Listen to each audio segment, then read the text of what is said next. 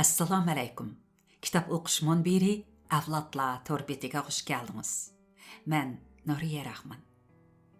Bugun dangliq olim, mashhur adib, iste'dodli professor marhum Abdushukur Muhammad Imin qalamida 1989-yili yozilgan ruhni sog'lomlashtirish, millatni gullantirishning muqaddimasi sarlavhalik maqola. Mazkur maqola Tangritog Akademiyasi to'rbetidan elindi. Ruhni sog'lomlashtirish, millatni gullantirishning muqaddimasi Abdushukur Muhammad Imin. Hasadxo'rlik millatni xaroblashtiradigan xatarlik illat. Nodonlikdan 3 bix o'sib chiqqan. Ular qarniyat, saxt shuhrat va hakavrlik. Schopenhauer. Nodonlikning ma'rifatga zidligi hammaga ayon. Nodonlikning ikki xil tarixiy shakli mavjud. Buning biri ma'rifat, ya'ni sivilizatsiyadan ilgirki nodonlik. İbtidai inson guruhidagi nodonlik va qip-yalang'och nodonlik. Buning ikkinchisi bekinma holatdagi jamiyat chambarigidagi nodonlik. Saxta shuhrat bilan kiyindirilgan nodonlik. Hasadxo'rlik vasvasasi bilan bo'lgan nodonlik. Aqlni rad qilish bu ikki xil nodonlikning tub xususiyati. Vaholanki aql, faqatla aql insonning g'ayri hayvoniy afzalligi va insoniy takomillashish mumkinligini tashkil qilgan. Aqlni rad qilgan, nodonlikqa cho'kib ketavergan millatning orqada qelish, parchalanish, to'zib ketishdan iborat halokat trilogiyasining har bir bosqichiga hasadxo'rlikdan iborat ruhiy kasallik singan. Hasadxo'rlikning biz to'nib yetgan ko'rinishlari mondaq. Birinchi, qorniyatlik va qo'li yetmaslik hasadxo'rlikning boshlanishidan iborat. Umuman bilimini fazilat kursi va kamolat kursiga yetkazmagan atalmish o'lima ziyolilar o'z millatidan haqiqiy tafakkur va bilim egalarining chiqishini ko'rolmaydi. Abduqodir Badil hasadxo'rlikning qorniyatlik bo'ladiganligini mundaq so'kkan. Dili hasadga to'lgan ichi qara, doim pok odamga choplaydi yala. To'g'risqa isib ko'r oppoq paxtini, jimi is chaplashar shu oq paxtiga. Said Shirazi hasadxo'rlikdagi qorniyatning qo'li qisqa, tirishmas, qobiliyatsiz, nomard odamlar qalbiga xos aloyiliklarini mundaq bash qilgan. Qo'li qisqa hasadxo'r qilar g'ayvat yo'q amal, agar udul yo'liqsang bo'lur tili kalvalal. Ham qo'li qisqa, naqobil, ham qorniyat g'ayvatxo'r bo'lish bir xil ziddiyatchan ruhiy kasallik bo'lib, iblis tasviriga o'xshaydi. Naqobil bo'lgan ekan qobil bo'lishga tirishishi, qobil bo'lolmasa qobillarni qo'llashi lozim bo'lgan normal ruhiy holatning ziddiyatchan ruhiy kasalligiga aylanganligi hasadxo'r qalbning iblisligi emasmi?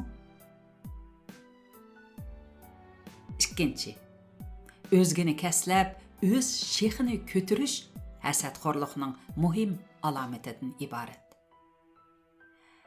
Millatning nodon hasadxo'rlari dunyoda qandoq yangiliklarning bo'lganligi, qandoq kitoblarning yozilganligi, qandoq kashfiyotlarning maydonga chiqqanligi bilan kori bo'lmay, o'z millatida bir yangilik bosh ko'tarsila, yuragi yara, yuzi qora bo'lib ketishadi.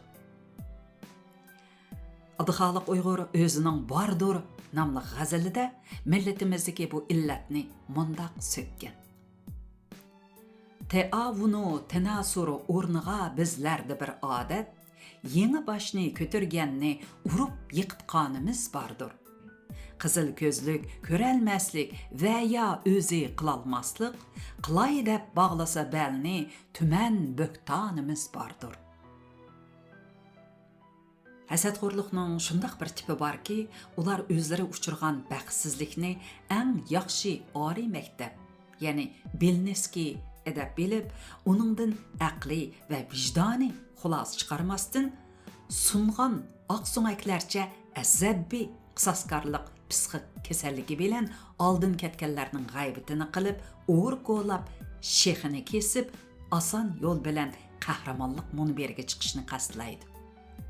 Bundaq kishilarning hasadxo'rligi vasitallab o'ltirmaydigan tarsaliq bilan tanha yoki turkum bo'yicha elib beriladi.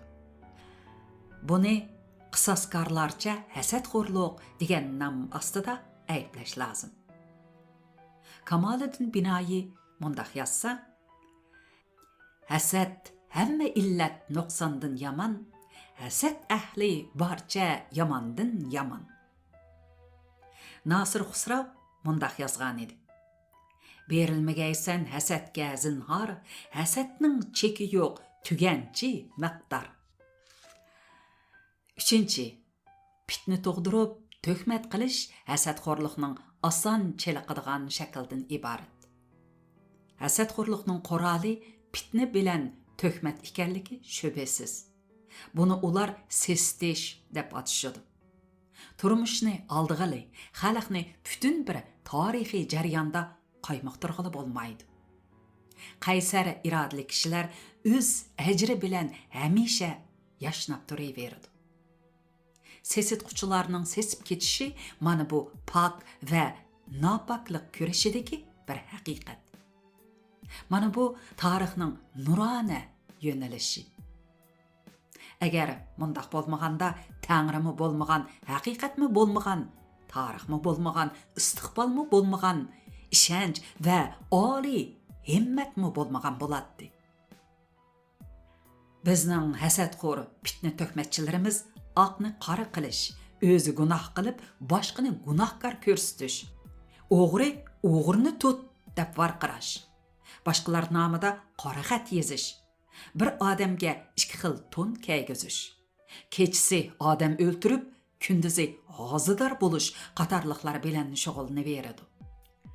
Boshqalar nomida xat yozganlar ichida ayol kishi suratiga kirib olib xat yozish, tövenni quturtib qo'yib, o'zi qozi bo'lib olish, o'ltirish so'rinlarda oshkora fitna ig'vo tarqitish, fitna ig'voni hatto chet ellargacha kengaytish qatorliq hadislarni ko'rib, millatimiz ichida bu jihatdagi mahoratning dunyoviy saviya yaratganligidan afsuslanmay tura olmadi.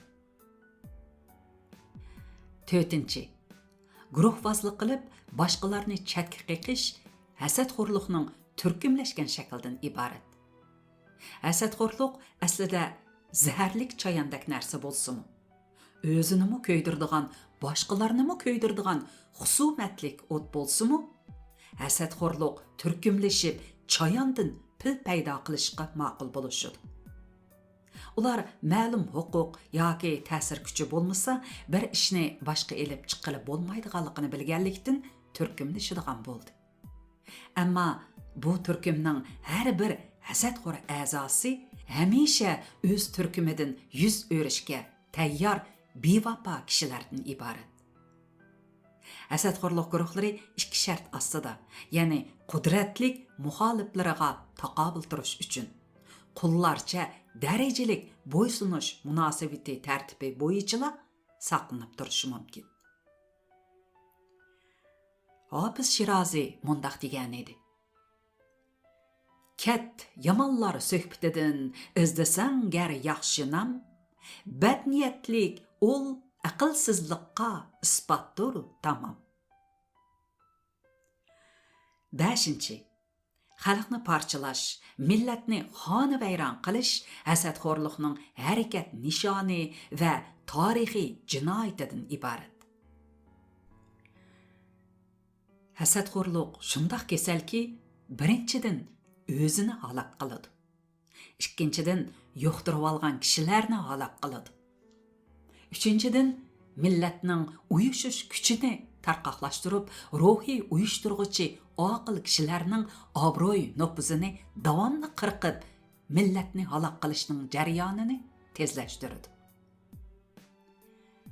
Hasadxo'rning tafakkuri, hissiyoti, tili, qalami xunuklik bilan to'lg'ashqa, tiniqi va yurak so'qishi hamisha hasad zehri, bo'ktan o'ti va qo'rqish tashvishida turadi. Uning psixik kesili jismoniy ojizlikni keltirib chiqaradi. Hasadxo'rlikni yuqtirgan kishi o'ziga yarasha jangoh ichib olgan yana bir hasadxo'rdir. Hasadxo'rlik tarafidan chirimi velingan millat garchi til birlik bilan birlashib tursa-mu, qalbi parchalangan millatdan iborat. Qalbi parchalangan millatning tili bu qalbni parchalashga xizmat qilishdan boshlab, bu millatni halok qilish bilan o'zini-mu halok qiladigan til bo'lmaydimi? Ro'shanki, tilni tashqi post, qalbni ishki o'zak qilgan milliy uyushmaning hasadxo'rlik ichida tamtirishi halokat halqisining alomatini aks ettirdi xolos. Gillangan millatning hayot yo'li isbotladiki, millatga yemak, ishmak, uy, makondan boshqa muhimi milliy ruhiyat lozim. Bu millatning uyush kuch manbasi bo'lgan e'tiqod, milliy an'ana, yangilikqa intilish, ma'naviy yetakchilik nupuzi qatorliqlardan iborat.